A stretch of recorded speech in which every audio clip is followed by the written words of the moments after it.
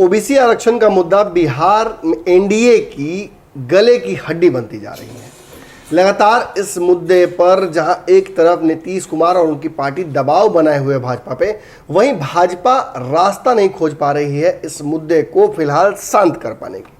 भाजपा ने हर तरह का प्रयास किया है। भाजपा ने तत्काल इस मुद्दे से ध्यान भटकाने के लिए गिरिराज सिंह के माध्यम से जनसंख्या नियंत्रण कानून पर भी चर्चा करा दी, लेकिन भाजपा के ही कुछ नेता, खासतौर पे वो जो नीतीश कुमार के साथ डायरेक्टली अटैच्ड हैं, जैसे कि जनक राम जो कि मंत्री हैं, जैसे कि तारकिशोर प्रसाद जो कि बिहार के उप मुख्यमंत्री हैं, और सुशील कुमार मोदी जो कि पुराने सहयोगी माने जाते हैं नीतीश कुमार के। ऐसी स्थिति में ये सभी लोग कहीं ना कहीं नीतीश कुमार के पक्ष से अपना पक्ष रख रहे हैं, जिसकी वजह से भाजपा में गुटबाजी साफ तौर पर देखी जा सकती है। अब आज ही उपेंद्र कुशवाहा से जब इस मुद्दे पर बातचीत की गई तो उन्होंने 2-3 बातें जो कहीं मैंने आपको बताया ही है। मुख्य जो बिंदु हैं उनको मैंने खबरें बनाई थी।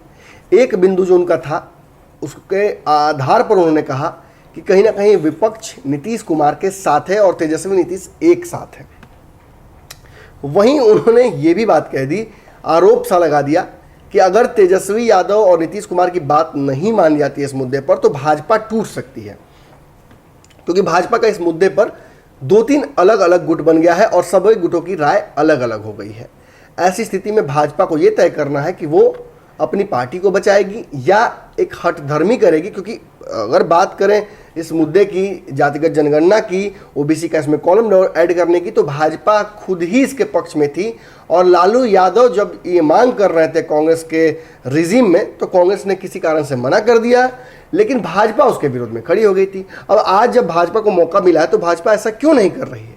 मतलब बड़ी बात है। 2 काम उन्होंने किया उपेंद्र कुशवाहा ने। एक तो आरोप लगा दिया भाजपा पर कि भाजपा का डबल स्टैंडर्ड्स है, वहीं दूसरी तरफ भाजपा टूटने वाली है, इसको लेकर उन्होंने कि 2 गुट हो गए हैं भाजपा में, ये आरोप लगा दिया था। तो जब उपेंद्र कुशवाहा ये सारी बातें कहते हैं तो ये स्पष्ट हो जाता है कि भाजपा 2 गुटों में बटी हुई है। दिखता भी है, जहाँ एक तरफ हरिभूषण ठाकुर जो कि एमएलए हैं, वहीं अगर हम बात करते हैं सीपी ठाकुर की, वहीं हम अगर बात करते हैं गिरिराज सिंह की, तो ये एक अलग गुट बन गया है जो कि इस मुद्दे पर नीतीश कुमार, तेजस्वी यादव और भाजपा का जो एक और गुट है जो ओबीसी जनगणना के पक्ष में है, उससे इतर अपनी राय रखता है, जो ये चाहता है कि ईडब्ल्यूएस यानी जो गरीब लोग हैं उनको उनकी जनगणना हो और उनके लिए कानून बनाया जाए, ना कि जाति के आधार पर। अब इस मुद्दे पर हरिभूषण ठाकुर ने पत्रकारों से बात करने के दौरान स्पष्ट तौर पर मुद्दा मोड़ दिया है जदयू की तरफ।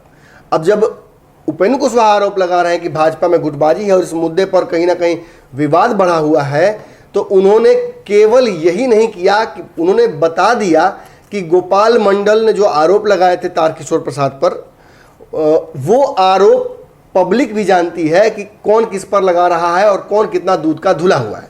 वहीं जब उनसे उपेंद्र कुशवाहा के बारे में पूछा गया कि उपेंद्र कुशवाहा कह रहे हैं कि भाजपा गुटों में बटी हुई है और भाजपा का एक गुट जहां ओबीसी जनगणना के पक्ष में है, वहीं एक विरोध में है, इससे कोई फर्क नहीं पड़ता है, भाजपा को हमारे जो डिमांड है उसके अंदर गिव इन करना पड़ेगा और कहीं ना कहीं इस मुद्दे पर हमारे साथ खड़ा होना पड़ेगा।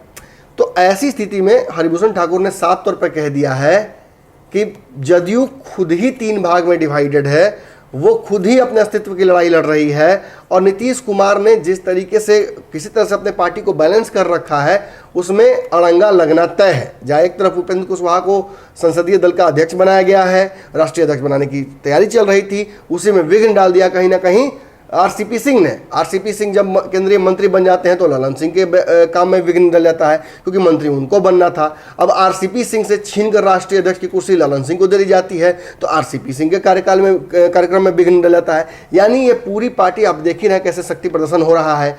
कोई पटना आता है तो अपने आप को घोषित कराता है कि वो सबसे महत्वपूर्ण नेता है जदयू का, कोई आता है तो अपनी शक्ति प्रदर्शन दिखाता है कि मैं अभी भी महत्वपूर्ण हूँ, और कोई अपने आप को मुख्यमंत्री ही घोषित करा देता है। तो आप समझ रहे हैं इशारा उनका किस तरफ है। सीधे तौर पर उन्होंने जदयू की गुटबाजी को सार्वजनिक कर दिया है। अगली खबर में जल्दी ही मुलाकात करते हैं। फिलहाल इस खबर में इतना ही। धन्यवाद।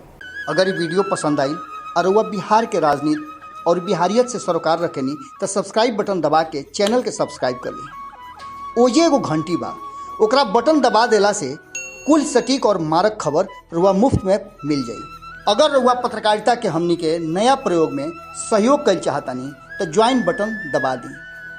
पेटीएम नंबर नोट कर ली 9386816700। धन्यवाद।